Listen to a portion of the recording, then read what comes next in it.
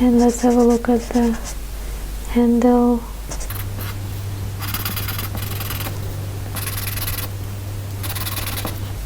Actually, I think that now I'm going to just really softly.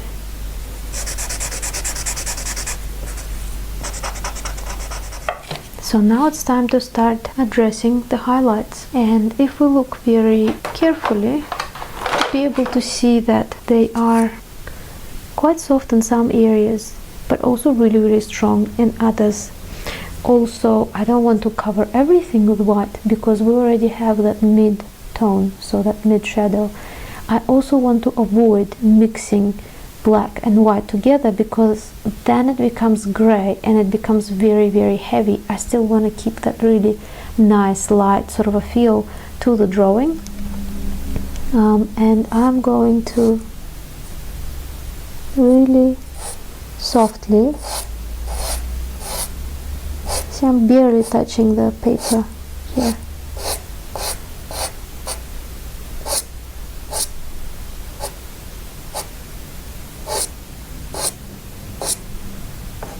Okay, go over this. Now you can use your finger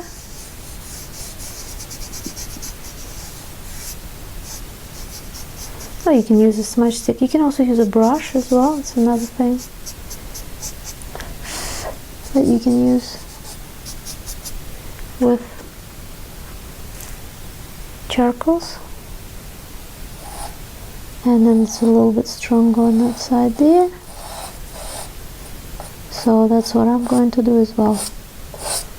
I'm just going to build it up. And again, see, we're using this layering technique where we're applying stuff, smudging it.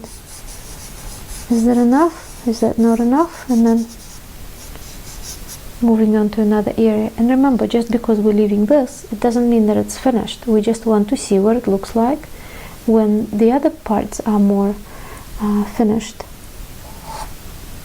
So then I want to create a little bit more light on the side as well.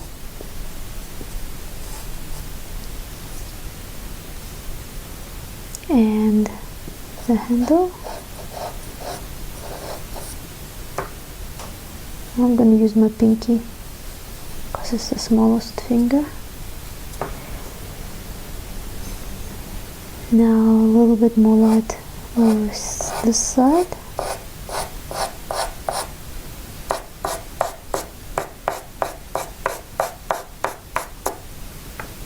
And smudging it again.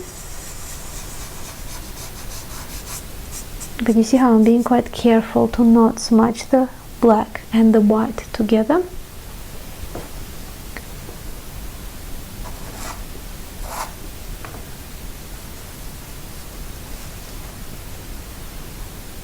And even more highlights.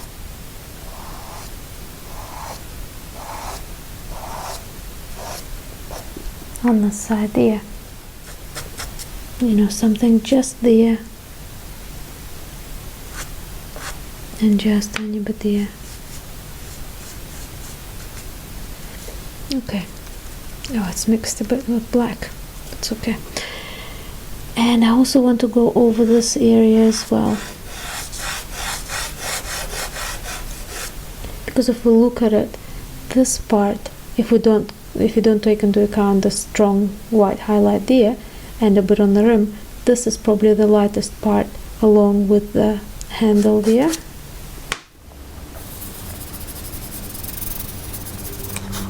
More smudging. Okay, now I'm going to use pastel pencil. Okay, so this is also white, it's pastel. There's a bit of damage from me using it. Okay, so what this will allow me, just like with the black, I can just go really softly or apply quite a bit of pressure, but I have more control over where my pastel goes when I'm using it in the pencil shape. So now I'm going to go into the highlight, which is there. So now what I'm going to do is I'm going to make this the brightest that I can go. See, that's why I'm smudging it a little bit, and then I'm going to reapply it, and that's how you can achieve a really strong, vibrant color.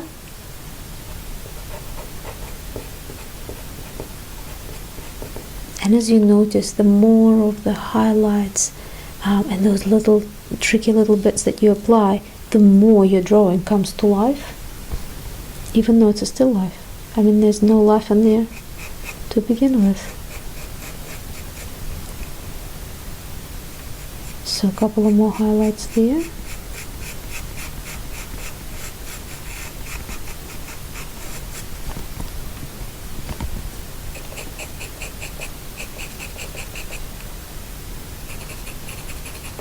Some little reflections. Just a bit more highlight there.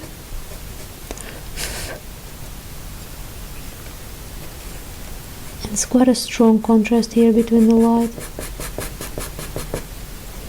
and the shadow. And this line here, it's almost as bright as that. Not even almost, I think it is as bright as the highlight. And softly applying this. Another little highlight. And as we come to this room here, you can also see that there is quite a bit of contrast going on.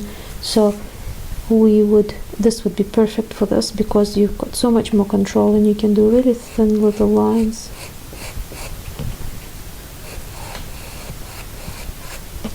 Pretty much almost all the way across the room, because it's sort of a slip and it'll be catching the light. That's why you would see that quite light.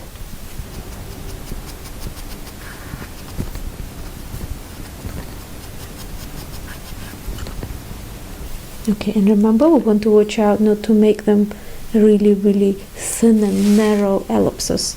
Again, if you haven't seen, please watch the video that I did especially on structuring cylindrical objects. I've got all the explanations there. So now I'm going to go over this.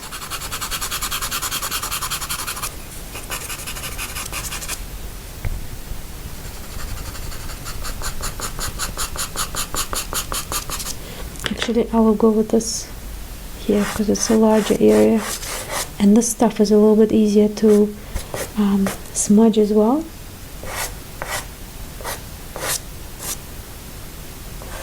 And let's not forget about that bottom bit as well. There, so now I'm going to use my fingers again to blend.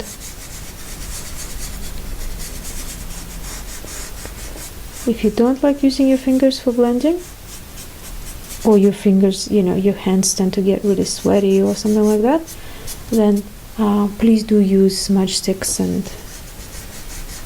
cotton buds and whatever you would find comfortable. You can use brushes for smudging.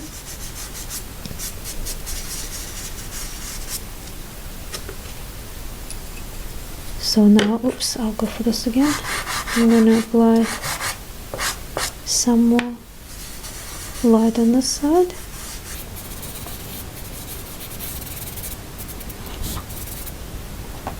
And now I think I'm going to go for this. And there's a reflection of the handle there, so for that I would want something a little bit more precise.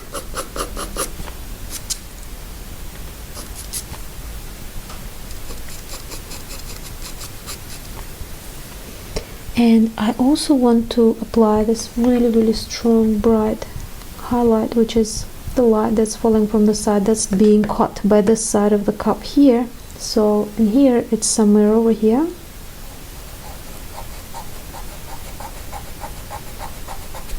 There, and just there.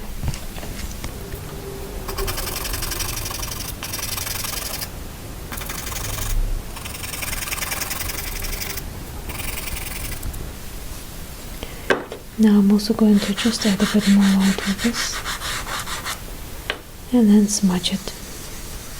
whenever you're smudging anything, if you're smudging in circular movements, then you are smudging it into nothing, so you want to really blend it in.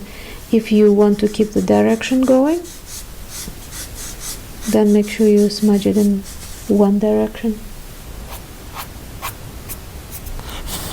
Okay, so now I've smudged and I want to go over this highlight again.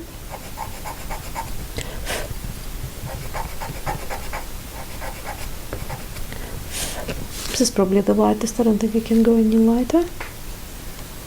And I'm just going to add a bit more here. And now let's have a look at the handle. Also, another thing to remember, because this is such an easily smudged material, you know how when we work with pencil you can apply a piece of paper over and do this. Now with this, even with a piece of paper, you're quite likely to smudge everything. So I just suggest to work from, depending, you know, whether you're right-handed to left-handed, from left to right, from top to bottom, especially when you are starting to use, you know, these materials heavy-handedly. Remember how first, when we were applying really light shades and pretty much rubbing everything into the paper, it didn't matter as much, but now I don't want to go in like that and just smudge the black and the white together. So that's why I'm sort of going top to bottom.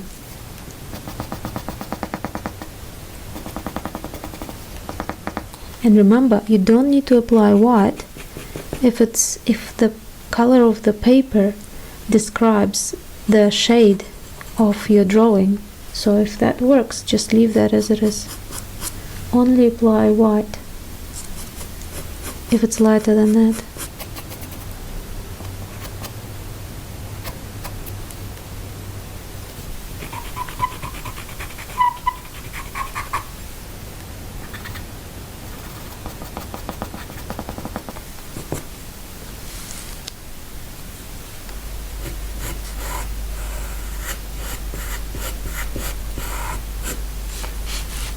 Now adding strong highlights there, a little bit more of the light.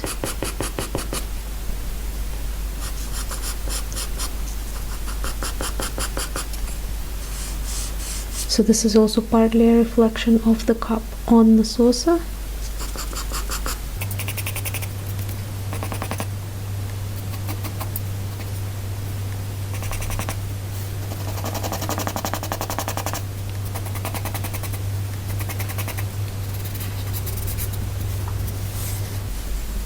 And now I'm going to really go for this line here, because it catches so much light.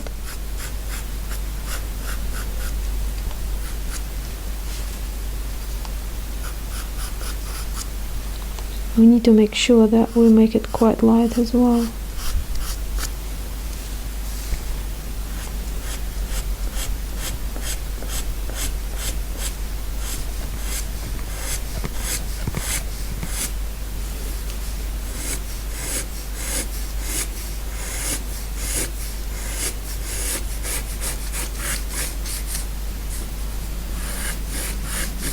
So our little cup is really taking on its shape. Now what we need to do is we need to look a little bit more again and just see if there are any areas that we really need to bring out a bit more. So I already can see a spot here.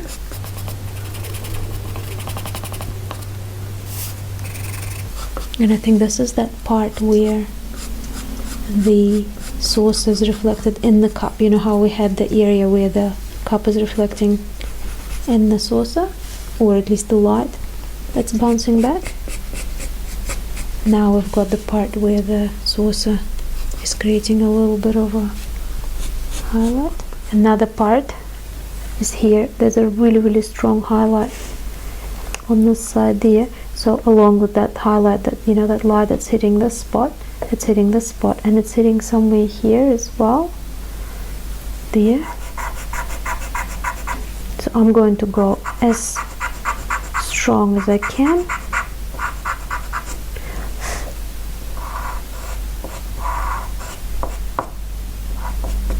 There. Couple of lines that are going this way. I'm not sure what that is. probably a reflection of the cup as well. A little bit more of a highlight here, and I think it's about it for the actual cup. Maybe just a little bit wider.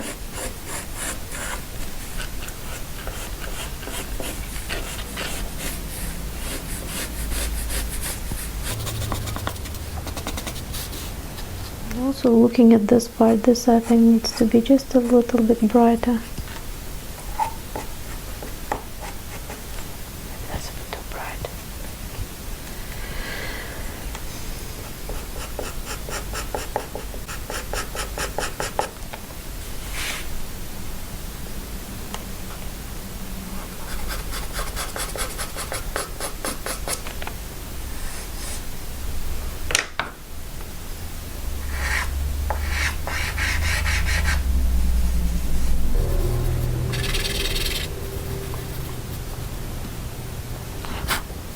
You get a lot of dust with this material.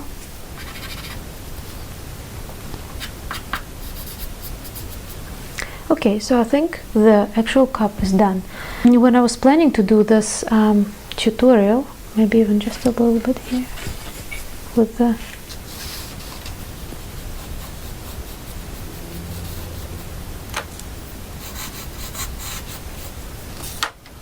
and also a bit of white.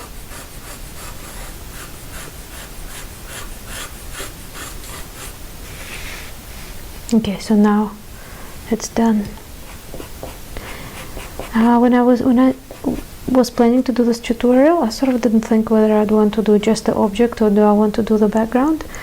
I probably wouldn't do the background, but I will apply a little bit of shade there, just really softly and very lightly. I'll actually use this just a little bit and then smudge that out. I think it's about there on the drawing.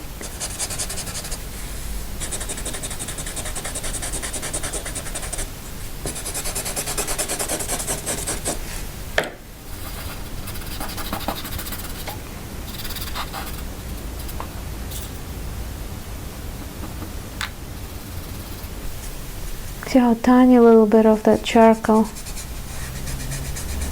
it really does go a long way. Now I'm going to use the pencil where it's coming closer to the object.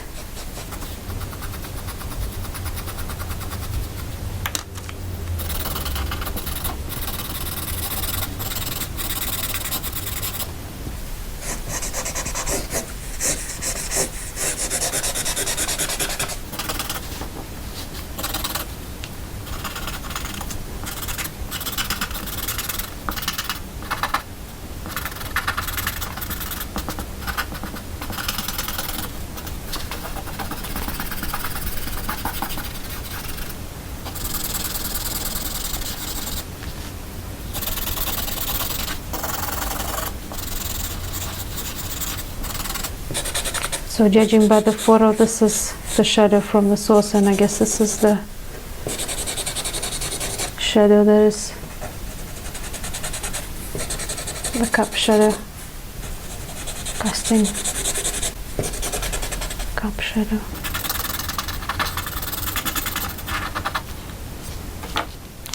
Okay, so I think that's about it. Please, if you have any questions, let me know in the comments.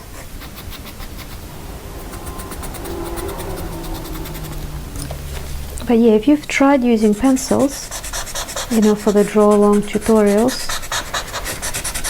let me know, what do you think? What's more fun to use for you personally? Is it pencil, or is it charcoals, or is it mixed media with pastels? That's what we've been doing today. You know, it's white as the pastel and black as the charcoal. So now I'm just using the putty rubber to tidy this up a little bit. You can use this when you've got just a little bit of charcoal on the surface of paper, but once you start to go into the really thick, really strong shades, it's really hard to get rid of it. Actually, another place where I think we can go a little bit darker is this here, this coffee. I think we can create even more contrast now.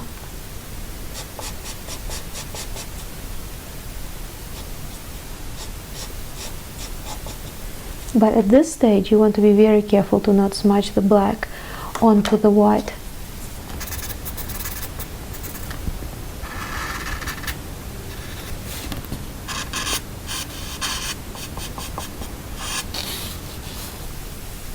Okay, so I could probably go on and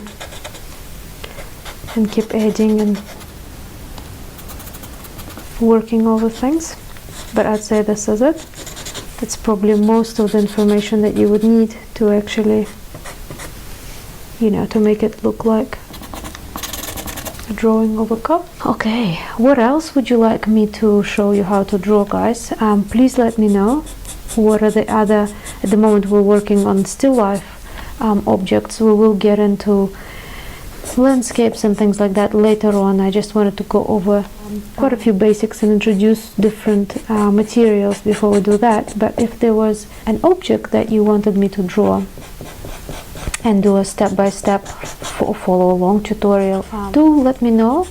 You can send me a message on Instagram or Facebook, or even just leave a comment in the comment section. I do check them all and I reply to, I think, almost all of them. So yes, I hope you like this, and don't forget to subscribe and press the notification bell so that you don't miss out on any of the future tutorials that are coming. And I promise there'll be some really cool things coming up soon. And thank you very much for drawing with me.